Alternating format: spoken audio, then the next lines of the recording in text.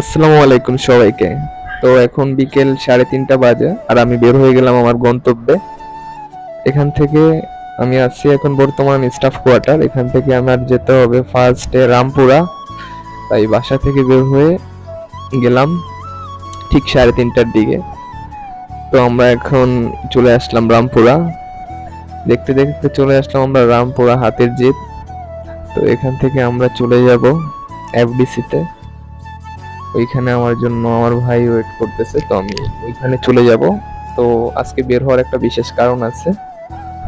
আর এদিকের ওয়েদারটা আপনার অনেক সুন্দর, আর এদিকের যে আপনার ডিসিপ্লিন, তারপরে আপনার নেচার, সবকিছুই মিলিয়ে মানে একদম মানে মারাত্মক সুন্দর একটা প্লেস, ডেট করার মতো আর কি।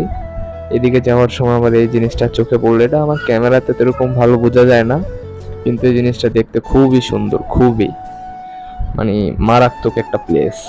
তো এই কারণে ক্যামেরা বন্দি করে নিলাম এই জিনিসটা। এই ব্রিজটা নিচ দিয়ে আমরা আসলে যাব, তো ব্রিজটা নিচ দিয়ে যেতে একটু অস্বাভাবিক মনে হয়, তাই আর কি ক্যামেরাটা ধরলাম যে আসলে কিরকম। এর আগে যখন আসছিলাম তখন রাতে আসছিলাম, বেশিরভাগ সময় আপনার রাতে আসা হয়। মানে এই আজকে আপনার আর কি এই বিকেল টিমে বের হইতেছি, তাও এটা একটা বিশেষ কারণ আছে এই আর কি।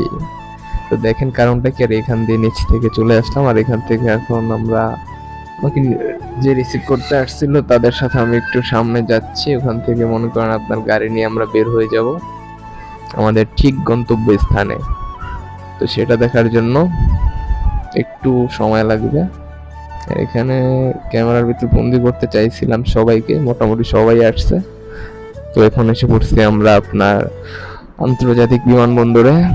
এখানে আসলে আমাদের একটা গন্তব্য।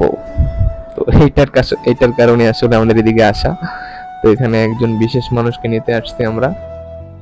এখানে একটু আশেপাশে দেখলাম, আর এখানে মনে করেন দিনের বেলায় সরি রাত রাত হয়ে গেছিল তখন আর কি, মাগরিবের পর পর হয়ে গেছিল। আর সে আপনার অন্ধ কি কয় রাতকানা, তাই আর কি চোখে চশমা দিয়ে বসে আছে। এখান দিয়ে আবার আমরা দেখতেছিলাম সবকিছু ঠিকঠাক আছে কিনা, কারণ যেহেতু বিশেষ একজনের নিতে যেতেছি। এর ভিতরে দেখলাম যে পাগলার আগমন। পাগলা না, সে একজন রেমিটেন্স যোদ্ধা। তারে দেখে তো আমরা পুরো অবাক। সে মনে হয় সম্ভবত ইউরোপ থেকে আসছে। এর ভিতরে এসে পড়ছে, যার জন্য তো অপেক্ষা, যার জন্য তো কষ্ট, সে চলে আসছে অবশেষে।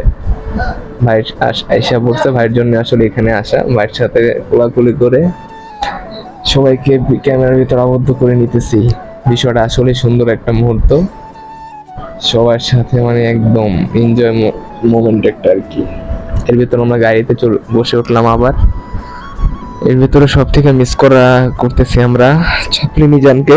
ছাপরি মিজান আমাদের বরাবরই অনেক সম্মানিত, কি বলে, সাথে থাকার মতো একজন লোক। তারই খুব মিস করতেছি, কারণ সে বরাবরই আমাদের সাথে থাকে।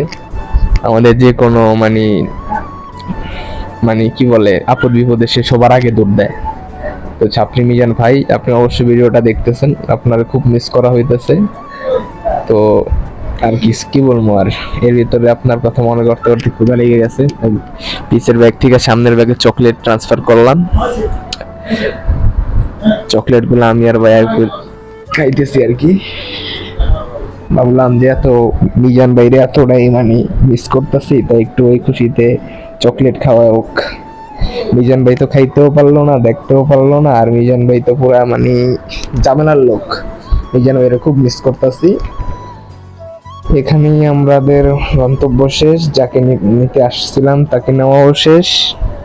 আর এই তার আশা কিন্তু সামান্য একটা বিষয় না, তার আসার কারণ আছে। কারণ আমাদের কাজিনদের ভিতর কারো একজনের বিয়ে হয়ে যাইতেছে, আর সেই কারণেই তার আশা। কারণ সে 5 মাস আগে আসছিল, ফেব্রুয়ারি মাসে আসছিল, আপনার রোজার ঈদের 12 দিন পরে চলে গেছিল। বেশি দিন হয় না, 5 মাস হয়েছে মেবি। আর সে আজকে চলে আসছে, আবার ব্যাক করছে বাংলাদেশে। তো একজনের বিয়ে আছে আমাদের, এই বিয়ে উপলক্ষে আর কি ভাই আমাদের কাছে ব্যাক করছে। তাই আর কি আমাদের আজকের এই ব্লগটা। আর এর পাশাপাশি আপনারা বিয়ের ব্লগটাও পেয়ে যাবেন, তাই চোখ রাখুন ড্যান্সার শালম পেজে।